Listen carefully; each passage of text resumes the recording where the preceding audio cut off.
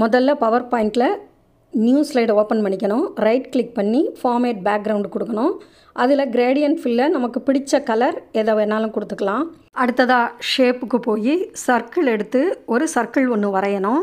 இந்த சர்க்கிள் பக்கத்தில் right click பண்ணி ஷேப் எடிட் பாயிண்ட்ஸ்னு வரும். அந்த மாதிரி எடிட் பாயிண்ட்ஸ் கொடுக்கணும். பாயிண்ட்ஸ் கொடுத்து சர்க்கிளை நமக்கு ஏற்ற மாதிரி ஒரு கார்ட்டூன் பொம்மையோடைய முகத்துக்கு ஏற்ற மாதிரி வடிவமைச்சுக்கணும். ஒயிட் கலர் கொடுக்கணும். அவுட்லைன் ரொம்ப மெல்லிஸாக இருக்குது, அதனால் அவுட்லைனுக்கு கருப்பு கலர் கொடுத்ததுக்கப்புறம் விட்டு போய் நமக்கு ஏற்ற மாதிரி விட்டு கொடுத்துக்கலாம். அகலம் வந்து ஒரு 2.25 பிடி அந்த மாதிரி கொடுத்துக்கலாம். இப்பொழுது ஒரு கண் வரையணும். கண்ணுக்கு சர்க்கிள் எடுத்து ஒரு சின்ன சர்க்கிள் வரைஞ்சிக்கணும். கண்ட்ரோல் டி கொடுத்தா அதே அளவில் இன்னொரு சிறிய கண் கிடைக்கும்.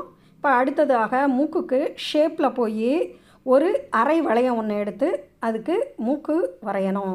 மூக்குக்கும் அவுட்லைன் கொடுத்துக்கலாம். அடுத்து வாய்க்கு நிலா மாதிரியான ஒரு அமைப்பு இருக்குது பாருங்கள், 3, அதை எடுத்து வெளியில் வச்சு அதை ஒரு வாய் மாதிரி ஷேப் பண்ணிக்கிட்டு அதுக்கப்புறமா உள்ளே கொண்டு போய் வச்சுக்கணும்.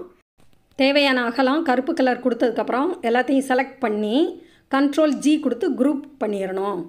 பிறகு ஷேப்பில் போய் கர்வ் டூல் எடுத்துகிட்டு வந்து தலைமுடி ஒன்று மேலே வீடியோவில் இருக்க மாதிரி வரையணும். வரைஞ்சி பிளாக் கலர் கொடுக்கணும். பிளாக் கொடுத்தோடனே தலைமுடி முன்னாடி வந்துடும். சென்ட் டு பேக் கொடுத்தோம்னா தலைமுடி பின்னாடி போயிடும். அடுத்து ஒரு ரெக்டாங்கிள் எடுத்து வரையணும்.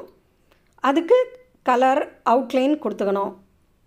இப்போ தலையை லேசாக டில்ட் பண்ணி விட்டோம்னா அந்த பொண்ணு பறக்கிறதுக்கு ஏதுவாக இருக்கும்.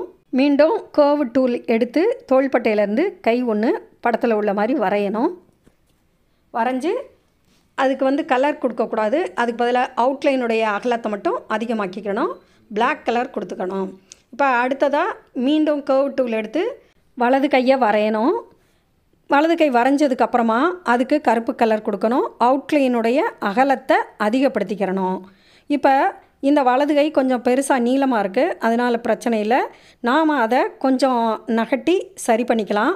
அப்படி நகட்டும் பொழுது நகட்டிட்டு சென்ட் டு பேக்வேர்டில் சென்ட் டு பேக் அப்படிங்கிற ஆப்ஷன் கண்டிப்பாக கொடுக்கணும். மீண்டும் கர்வ் டூல் எடுத்து இப்போ இந்த பொண்ணுக்கு கால்கள் வரையணும்.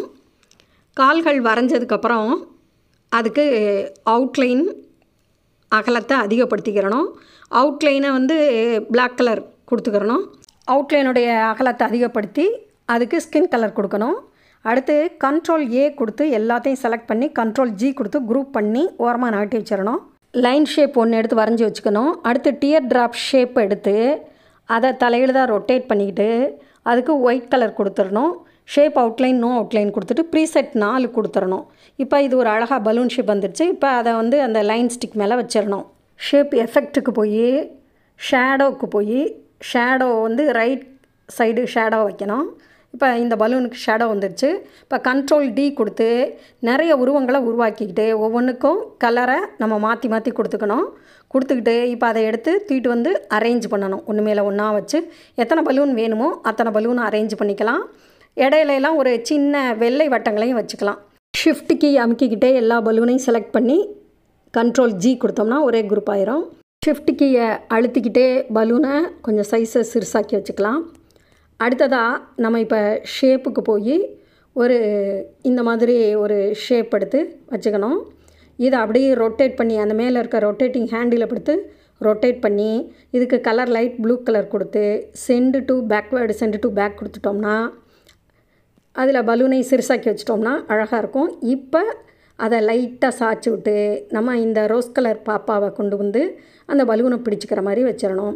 ஷேப்பில் உள்ள டெக்ஸ்ட் பாக்ஸை எடுத்து வச்சு அதில் ஃபீல் லைட் அப்படின்னு அடிக்கணும். உங்களுக்கு பிடிச்ச ஃபாண்ட்டை கொடுத்துக்கிடலாம். அடுத்து கீழேயும் லேர்ன் சம்திங் நியூ எவ்ரிடே அப்படி கொடுக்கலாம். லேர்ன் நியூ திங்ஸ் எவ்ரிடே அப்படின்னும் அடிச்சுக்கலாம். டெக்ஸ்ட்டை செலக்ட் பண்ணிக்கோங்க. டெக்ஸ்ட் எஃபெக்ட்டு ஏபிசி ட்ரான்ஸ்ஃபார்ம் உங்களுக்கு பிடிச்ச ட்ரான்ஸ்ஃபார்மேஷன் கொடுங்க. நான் டீஃப்ளேட் கொடுத்துருக்கேன். இப்போ அழகான கார்ட்டூன் படம் ரெடி. இதை எதுக்கு ரெடி பண்ணணும்னா இந்த படத்தில் உள்ள இந்த கப்பை பாருங்கள். இது கொஞ்சம் விலை கூட உள்ள கப்பு.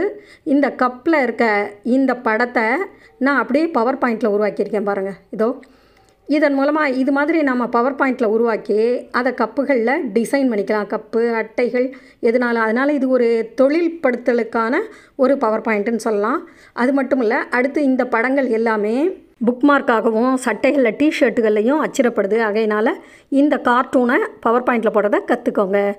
விடுமுறையில் கற்று வெற்றி பெற வாழ்த்துகள்.